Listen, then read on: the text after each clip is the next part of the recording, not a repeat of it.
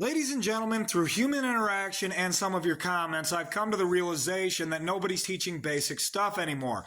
You know, the stuff that's so simple you don't even realize you once didn't know it and had to learn it, that stuff.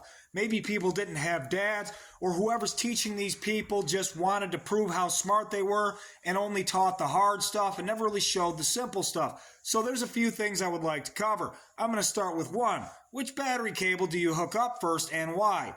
As far as the car's computers are concerned, it does not matter which cable you disconnect first. Power and direct current goes from positive to ground. No matter which cable you hook up, power will go from positive to ground. That doesn't change anything. So the first cable you disconnect when disconnecting a battery is the negative cable. The reason is your tool can contact something metal someplace else.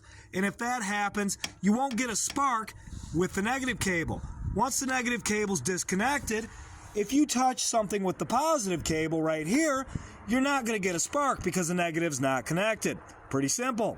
When installing the battery, connect the positive cable first. Same reason. If your tool touches something metal, you won't get a spark, there won't be a power surge, there's no damage to your PCM because the ground cable is not connected.